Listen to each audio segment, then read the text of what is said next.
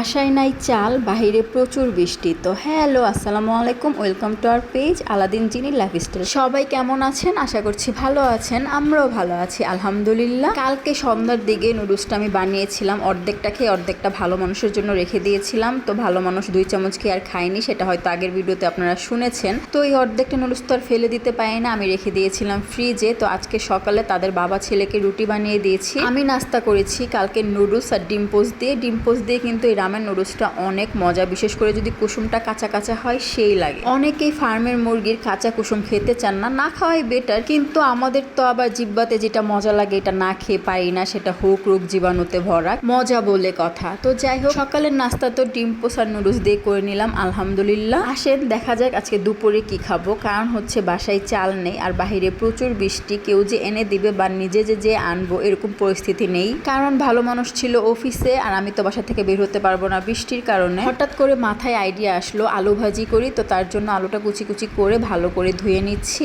সাথে করব গরম গরম নরম নরম আটার রুটি। আলু ভাজি দিয়ে কিন্তু খেতে খারাপ লাগবে না। হোক না হয় দুপুরের খাবার, দুপুরের খাবারে যে সবসময় ভাত খেতে হবে এমনটা কিন্তু না, মাঝে মধ্যে দুপুরে বা রাতে অন্যরকম খাবার ট্রাই করা উচিত। আবার আপনারা ভাবেন না যে আঙ্গুর ফল খেতে না পারলে টকি লাগে, বাসায় চাল নেই তাই অন্যরকম খাবার ট্রাই করতেছে, আসল কথা এটাই। তো যাই হোক, আলু ভাজি করতে গেলাম, আবার দেখলাম আমার বাসায় হলুদ নাই। আজকে যে কি হয়েছে কিছুই নেই। সব সময় দেখা যায় কিছু থাকতেই বলে দিই এটা আনার জন্য, কিন্তু এবার খেয়ালই নেই হলুদ আর চালের কথা বলতে। ভাতের বদলে তো রুটি খাবো, কিন্তু আলু ভাজি হলুদ ছাড়া কিভাবে করব বলেন তো। ডাক দিলাম আন্টিকে 1 চামচ হলুদ দেওয়ার জন্য। আন্টি কি করেছে, পলিথিন দিয়ে অনেকটা হলুদ নিয়ে এসেছে, যেটা আমার 1 মাস হয়ে যাবে। সাথে দিয়েছিল কাকরোল, ওনার মার বাড়ি থেকে আসা। আর 1 মাস হয়ে যাবে বলেছি কারণ হলুদের রংটা অনেক ভালো, একটুতেই রং হয়ে যায়। এমনিতে তো কিন্তু কম হলুদ দেয়নি, অনেকটা হলুদ দিয়েছে, যদিও চেয়েছিলাম 1 চামচ। রান্না করতে এসে যদি দেখি এটা নেই ওইটা নেই কেমনটা লাগে বলেন তো। ওইদিকে পেঁয়াজও পড়ে যাচ্ছিল, পরে দেখি হলুদ নেই, আন্টি থেকে হলুদ এনে আলু ভাজিটাও বসিয়ে দিলাম। তারপরে দেখলাম কাঁচামরিচ নেই, তাড়াতাড়ি যেয়ে নিজের গাছ থেকে কয়েকটা কাঁচামরিচ পেরে আনলাম, কারণ গাছের মধ্যে আর কাঁচামরিচও নেই। আলু ভাজিটাই কিন্তু গুঁড়ো মরিচও দিয়েছি, কারণ কাঁচামরিচ তেমন একটা ছিল না, ঝাল না হলে আলু ভাজি ভালো লাগে না। তো এই তো দেখতে পাচ্ছি নিচে দিয়ে লেগে লেগে উঠেছে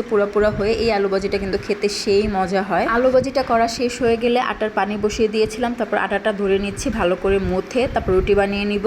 আসেন অন্য কথা বলি, সেটা হচ্ছে বৃষ্টি এতদিন ধরে কেমন এনজয় করতেছেন আপনাদের মনে হচ্ছে না? কখন রোদ উঠবে, কখন বালিশ চাদর সব কিছু রোদে দিব, এটা ধুইতে হবে ওইটা ধুইতে হবে, কারণ বৃষ্টির কারণে অনেক কাপড়ও জমেছিল। সেম আমার অবস্থা তাই, যেহেতু বাচ্চা আছে কাপড় তো জমে থাকবে, আর বৃষ্টির মধ্যে কাপড় চোপড় ধুইতে ভালো লাগে না, কারণ ভিজা ভিজা জিনিসটা কিন্তু অনেক দিন হয়ে গেলে বা রোদে না দিতে পারলে ফ্যানের বাতাসে কিন্তু তেমন একটা কাপড় শুকায় না, ওই যে রোদের মতো যে একটা মোচমোচে ভাব এটা আসে না। তো যাই হোক, অনেক তো হলো সাংসারিক কথা, এখন চলে আসলাম দুপুরের খাবার খেতে। আমি আর পাপাইটা মিলে বসে গেলাম। পাপাইটার জন্য রুটির কাই দিই, পাপাইটার জন্য পরোটা ভেজেছি, আর আমাদের জন্য রুটি। আমি তো প্রতিটা রুটির বাইটে বাইটে কাঁচামরিচ মেখে মেখে খাচ্ছিলাম, আর কাঁচামরিচগুলো অনেক ঝাল ছিল। তো ভালো মানুষের জন্য রুটি হটপটে উঠিয়ে রেখেছি যাতে গরম গরম এসে খেতে পারে। আজকের মতো এতটুকুই, সবাই ভালো থাকবেন, সবার জন্য দোয়া, আমাদের জন্য দোয়া করবেন। আল্লাহ হাফেজ, আসসালামু আলাইকুম।